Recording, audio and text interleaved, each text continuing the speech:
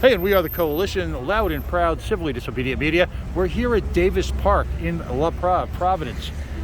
A wonderful day here. I'll call it the co-christening, the co-renaming of Raymond Street to a memorial to Cesar Chavez, and of course, an international leader in developing what we now know as the farm labor market.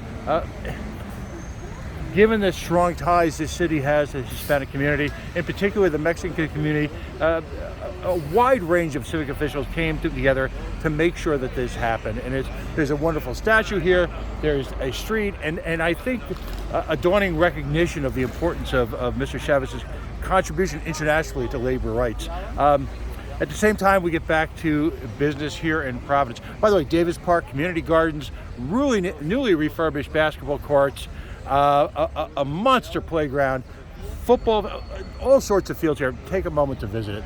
But Representative Morales, we have what is becoming a real tragedy here occurring right before our eyes in the city of Providence. I'm talking about the strike for laborers and support personnel at the Rhode Island School of Design. RISD traditionally has been an international landmark for the city. In its own way, it brings international recognition back to Providence. Amazing things happen because of the presence of RISD, but what we have now is a situation where given the stratospheric cost of living in Providence, you've got folks working diligently, many of them for decades, to support a university community who simply are not accorded both the dignity and the financial resources to live based on their hard work. What are your thoughts? What should happen? Where do we go from here? So it has now been over 2 weeks since our frontline custodians, essential workers, groundskeepers at RISD have demanded higher wages, improved benefits, and better working conditions.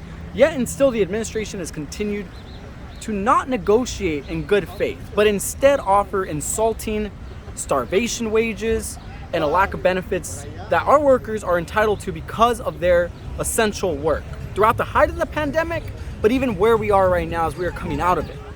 And it's disappointing that RISD, an organization, a university that prides itself around social justice, diversity, equity, and inclusion, the irony that when they are dealing with contract negotiations affecting workers that are predominantly workers of color, lower wage working immigrants, they're not willing to actually offer them the wages that they deserve. So I'm proud of Teamsters Local 251 for their on-the-ground organizing to ensure that the rank and file understand what they are entitled to in terms of wages, what they're entitled to in terms of their rights.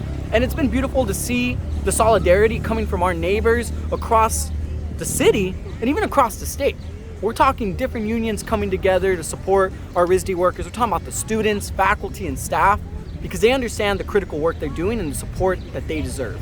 251 has been particularly notable both in supporting workers at Twin River, the Johnson Brothers strike, that notorious strike happening in different parts of South County, supplying spirits to the entire state, and now, of course, getting behind RISD workers. Is it wonderful to see that sort of resurgence back to trade unionism that's happening right now in the state? Absolutely. I think local Teamsters 251 demonstrates a union, a diverse coalition of workers that aren't going to put up with BS and will take it to the street directly to air out their grievances as it relates to the mistreatment and really the exploitation that they're experiencing and suffering from, whether it's a large corporation like the Johnson Brothers or in a situation where it's an education institution like RISD. If you are actively hurting workers or refusing to negotiate in good faith, you are going to be explicitly called out and you are going to have to experience the issues of public scrutiny until you give the workers the wages, the benefits, and the conditions that they deserve. We're at a point now, given the increase, as I mentioned earlier, in housing prices, where, let's be blunt, folks can't afford to live in Rhode Island and work for an organization like RISD. And yet at the same time, we're now hearing anecdotal reports of scabs crossing picket lines, bringing in private organizations. What can Rhode Islanders do, say, the state? How do folks express from the community their outrage about this situation?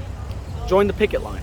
Join the picket line, strike with the workers, show your level of solidarity, and demonstrate to RISD, again, any other corporation that's out there, that there is community support for our workers because we recognize the critical work that they do day in and day out. And I say that specifically because we're in a situation where oftentimes, again, RISD, UPS, other major large institutions are able to hire expensive, fancy lawyers who go into these negotiation meetings and will pull out every technicality in the book as to why it's completely reasonable or legal for them to exploit their workers.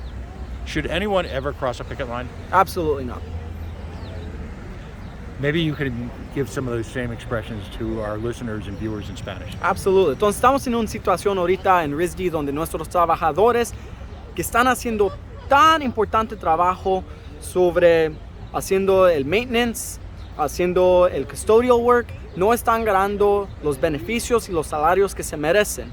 Y la cosa que es más duro de la situación es que RISD es una escuela que siempre dicen que están aquí para la justicia, que están aquí para enseñar a los jóvenes cómo es el nivel de justicia en nuestro mundo. Nomás ellos están aquí y no quieren hablar con sus trabajadores de los salarios que se merecen.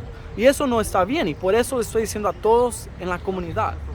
Si tú tienes una oportunidad y tú miras a los trabajadores en huelga, que tú mismo te vayas en la huelga con ellos para enseñarles y demostrar que yo soy un miembro de la comunidad y yo apoyo el trabajo que haces y yo apoyo la idea que tú te mereces mejores salarios y beneficios para tu familia. Porque la situación ahorita en RISD, tenemos muchos trabajadores de color, tenemos muchos latinos, africanos, muchos inmigrantes. Y me duele mucho que esos son los trabajadores que están sufriendo, porque la escuela no cree que es necesario hablar con ellos y asegurar que tengan un contrato que es mejor para ellos y sus familias. Y por eso necesitamos estar ahí en apoyo como una comunidad. Representative, thank you very much. I know you've got a busy week coming up. The House goes back into session. So a lot of dramatic legislation, particularly around civil rights, criminal justice reform. I know you've got other commitments today, but just, are you optimistic about the future of this session? I am. I'm optimistic that we're going to actually take action relating to the human services crisis that we are facing. We're in a situation right now where there are Medicaid terminations that are starting up. And the question is, how are we going to protect working people? Mm-hmm. And so one policy solution that I'm pushing for is ensuring that if anyone gets booted off of their Medicaid, they have at least 6 months of health insurance coverage after being terminated with their premiums fully covered. Mm-hmm. That is the protection that we owe to the working people in our state who should not be suffering as a result of federal divestment away from social programs like SNAP, like Medicaid. At the same time, we talked about rising housing costs. We're in a crisis. Rents continue to escalate. There's not enough housing in terms of supply. And so we need to make more strides as it relates to building affordable housing. And we're doing that in a much more intentional way to ensure that the housing that is being built is affordable and dense. But we need legislation that is going to ensure that when cities and towns engage in housing development, that it is affordable and that it is dense for your everyday working person across Rhode Island. Similarly, we talk about equity, we talk about rights. We have the Equality and Abortion Coverage Act, which will ideally be coming out of the House Judiciary Committee this upcoming week.